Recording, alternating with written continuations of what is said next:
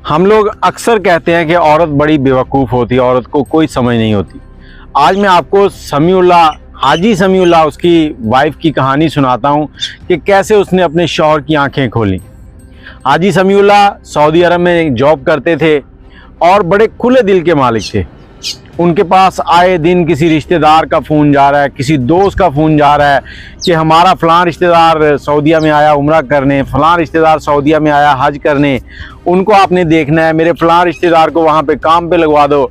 और हाजी समीउल्लाह जो था वो ये सारे काम कर रहा था। उसने कभी किसी को इनकार नहीं किया था।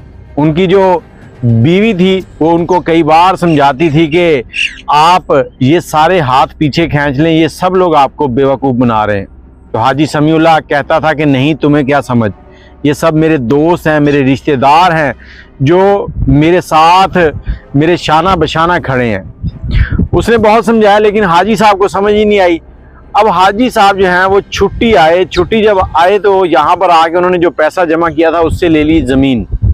अब ज़मीन खरीद ली और उन्हीं दिनों उनकी अभी छुट्टी ख़त्म नहीं हुई थी कि कोरोना आ गया। अब कोरोना आया तो इंटरनेशनल फ़्लाइट्स जो हैं वो बंद हो गई। जो इधर लोग आ चुके थे उनके लिए वापस जाना बड़ा मुश्किल हो गया और इसी दौरान हाजी साहब भी पाकिस्तान में फंस के रह गए। अब हाजी साहब के पास जो जमा पूंजी बची हुई थी ज़मीन लेने के बाद, क्योंकि उन्होंने तो सोचा था कि 1-2 हफ्ते और लगेंगे, फ़्लाइटें खुल जाएंगी, मैं वापस चला जाऊँगा।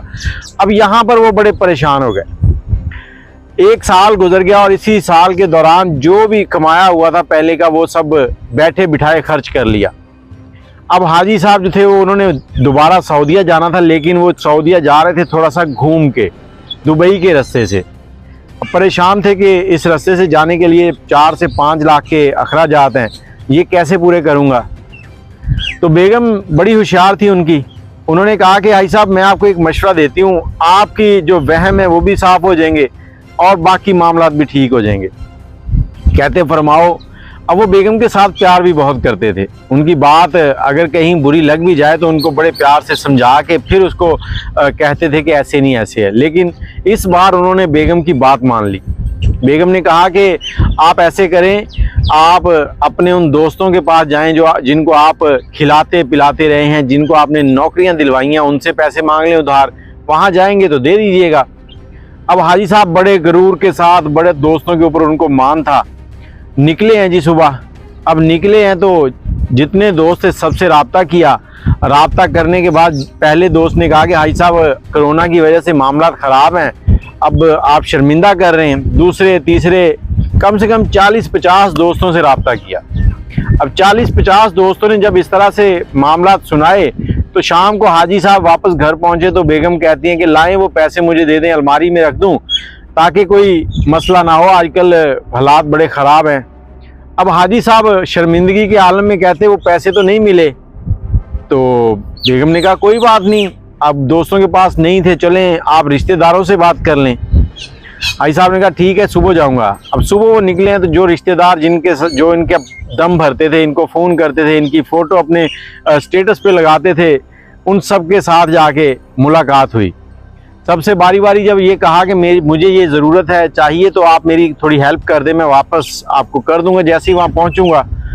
तो सब ने क्या किया, किसी ने 10,000, किसी ने 5,000, किसी ने 20,000। 20,000 से ऊपर कोई नहीं गया। अब शाम को हाजी साहब जब घर पहुँचे हैं तो टोटल 80,000 रुपये उनके हाथ में थे और घर आके बेगम उनकी तरफ देख रही और ख़ुद शर्मिंदगी, जो उनका मान था ना कि बड़ा मैं रिश्तेदारों के साथ करता हूँ, तो वो टूट चुका था। लेकिन फिर भी वो अपने आप को मजबूत बनाए हुए थे। अब हाजी साहब बेगम को कहते, बेगम वो कोरोना आया हुआ है, सबके हालात ख़राब हैं, इस वजह से जो है ना वो किसी के पास पैसे ही नहीं है, तो अब जो मिले हैं वो ये मिले हैं। अब बेगम उसको कहती कि मैं आपको अब एक और काम कहूँगी और ये आपने करना है लाजमी।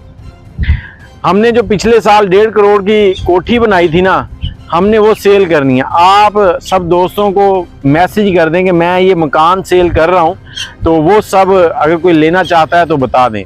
अब हाजी साहब बेगम के मुंह देख रहे हैं कि हमने तो वो कोठी सेल ही नहीं करनी। वो कहती ना सेल कीजिएगा, लेकिन सिर्फ जो मैं कह रही हूँ वो करें।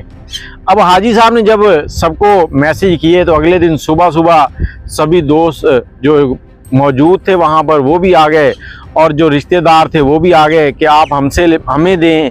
जिससे पहले खरीदी थी उसने कहा कि आपने मुझसे खरीदी थी, पहला हक मेरा है। दोस्त बाहर से फ़ोन करें कि हाजी साहब जितने पैसे कहेंगे हम दे देंगे, हमें ये बेच दें, आपने बड़ी मेहनत से और बड़ी खूबसूरत बनाई है। अब हाजी साहब सहन में ही खड़े थे और रिश्तेदार वहाँ बैठे हुए थे उनके साथ।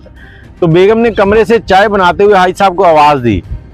आवाज़ देके कहती सुनिएगा। जब वो अंदर गए तो कहती हाँ जी, आप तो कहते थे इनके पास पैसे नहीं है, देखा कैसे लेके आए, अब तो ये तो 1.5 करोड़ लेके बैठे हैं।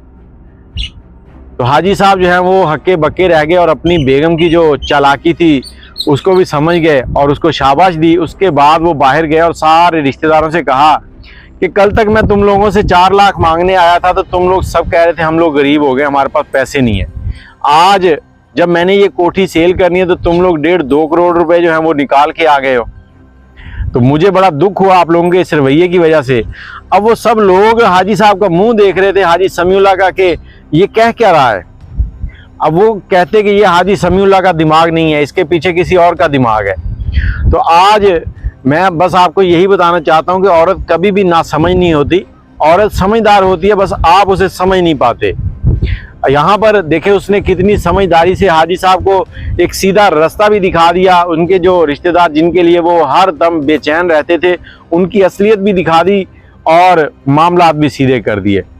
बाकी रिश्तेदारों की हेल्प किया करें, ये नहीं कि ना किया करें, लेकिन जो लोग आपको इस्तेमाल कर रहे होते हैं उनको उन्हीं के हिसाब से रखा करें। वीडियो कैसी लगी कमेंट में अपनी राय ज़रूर दीजिएगा। दुआ में याद रखिएगा। अल्लाह हाफिज़।